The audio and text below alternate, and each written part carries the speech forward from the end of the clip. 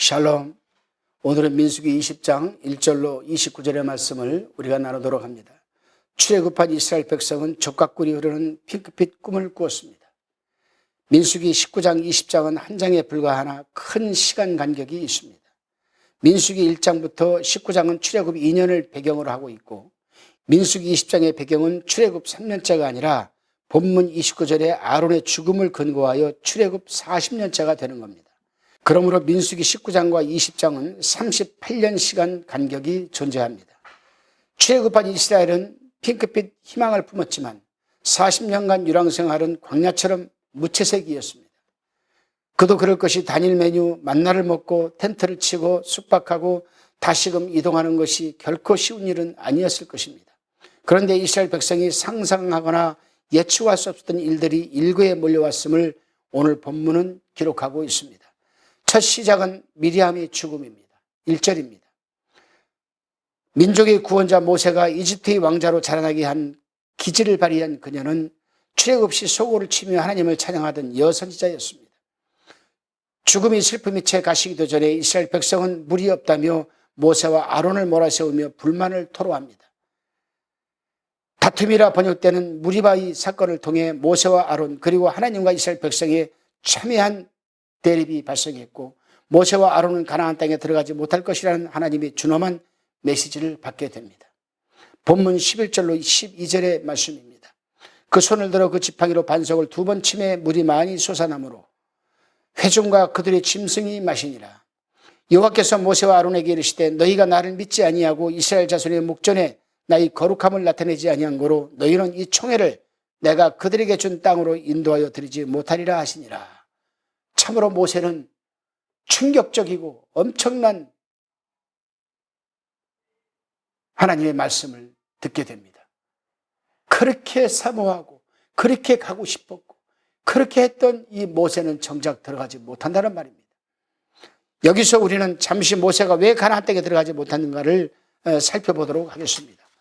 세상에 모세처럼 온유함이 숭한 사람이 없다라고 민수기 12장 3절에서 증거하고 있습니다. 만일 모세가 천국의 모형인 가나안 땅에 들어가지 못한다면 세상에 천국 갈 사람은 과연 몇 명이나 되겠습니까? 그러나 아무리 모세라 할지라도 천국의 모형인 가나안 땅에 들어가지 못할 결정적인 이유가 있습니다. 하나님은 세상 모세보다 더한 사람이 있을지라도 이 죄만큼은 절대로 용서할 수 없기에 모세를 통하여 우리에게 본을 보여주신 것이라 생각을 합니다. 그것은 이스라엘 백성들이 광야에서 마실 물이 없어 불평을 2번 하게 되는데, 첫 번째가 출애굽기 17장 1절로 7절에 기록되어 있는 무리바 사건입니다.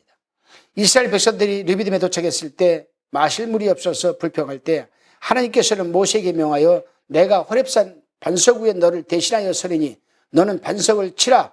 그러면 물이 날 것이니 백성들이 마시게 될 것이라고 했습니다. 여기서 이 말씀을 우리는 굉장히 주의 깊게 읽어봐야 됩니다. 본문을 보게 되면은 하나님께서는 모세에게 명하여 당신 하나님 내가 당신이 호렙산 반석 위에 너를 대신하여 서겠다라고 얘기를 합니다. 너는 그 반석을 치라는 겁니다. 그 다시 말하면 하나님을 치라는 겁니다. 이 말씀은 하나님을. 굉장히 중요한 말씀인데 많은 목회자분들이 이 부분을 놓치고 있습니다. 이 부분을 놓치지 않기 위해서는 우리는 고린도전서 13장을 읽어봐야 됩니다. 12장을 읽어봐야 됩니다. 1절서부터. 굉장히 중요한 말씀입니다. 내가 너를 대신하여 모세를 대신하여 반석 위에 설 건데 그 반석을 치라는 겁니다. 그러면 이 말씀은 하나님을 치라는 겁니다. 당신을, 모세에게 당신을 치라는 겁니다. 왜 치라 했습니까, 여러분? 두 번째 사건은 민수기 20장 1절로 13절 오늘 본문에 나오는 가데스 사건입니다. 이스라엘 백성들이 진행을 하다가 다시금 마실 물이 없자 불평할 때에 하나님은 이제 모세에게 반석을 치지 말고 말로 명하여 물을 내라고 하셨는데 모세는 그만 또 반석을 치고 말았습니다. 모세에게 있어서 일생 최대의 실수를 하는 순간입니다. 영원히 용서받지 못할 죄를 범하는 순간이었습니다. 이 일로 인해서 모세는 가나안 땅에 들어가지 못했습니다. 그 이유가 무엇일까요? 그 해답은 고린도전서 10장 4절에 나와 있습니다. 여기 보면 호렙산 반석은 곧 예수 그리스도의 모형이었던 것입니다. 다시 말해서 그 반석은 앞으로 오실 예수 그리스도의 예표였던 것입니다. 그래서 하나님은 첫 번째 사건인 출애굽기 17장 6절에서는 내가 반석 위에 서리라 라고 하셨던 겁니다. 다시는 당신을 쳐라, 깨트려라. 그 다음부터는 말로만 명해라. 그럼 물이 나온다. 바로 그 반석 위에 쓰셨던 그 하나님이 바로 예수 그리스도였던 것입니다. 예수 그리스도는 우리를 위해서 단번에 돌아가셨지 2번, 3번에 돌아가시지 않았습니다. 그래서 우리의 반석이신 예수 그리스도께서 갈보리에서 당신의 몸을 쳐서 단번에 돌아가시면서 구원을 이루어 주셨기에 이제 우리는 예수 그리스도라는 이름을 통해서 믿음을 갖고 말로 기도만 하면 응답받게 되어 있는 것입니다. 그러나 모세는 이것을 모르고 또다시 반석을 치는 것은 하나님을 한 번도 아닌 2번을 죽이셨기에 아무리 모세라도 천국의 모형인 가나안 땅에 들어가지 못했던 사실입니다. 굉장히 중요한 부분입니다. 그렇습니다, 여러분.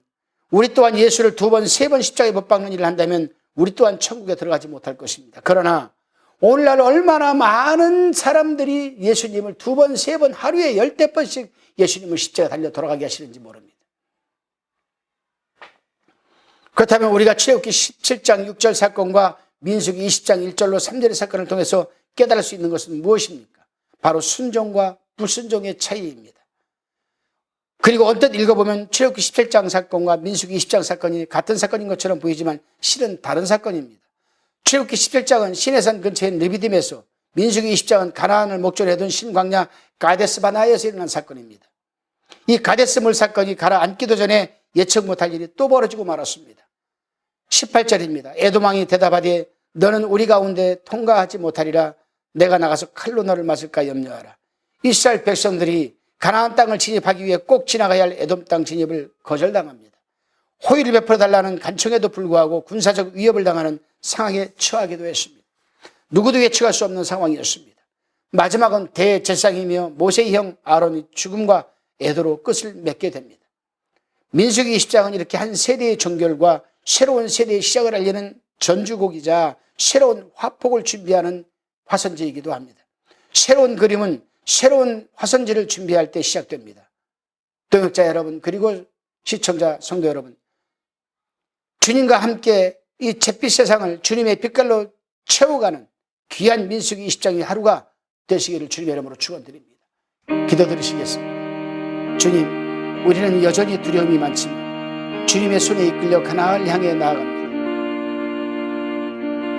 한 시대가 막을 내리고 새로운 시대를 준비하며 이 땅과 우리에게 많은 진통이 있습니다. 주님, 이 진통을 이길 지혜와 용기를 주시고 새로운 시대를 열어갈 참다운 지도자와 동역자들을 세워주옵소서.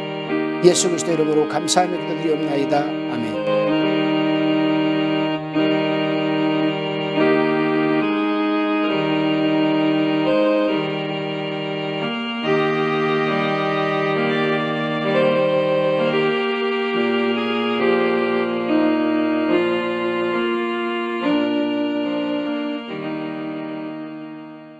화평방송 구독, 좋아요 부탁드립니다. 감사합니다.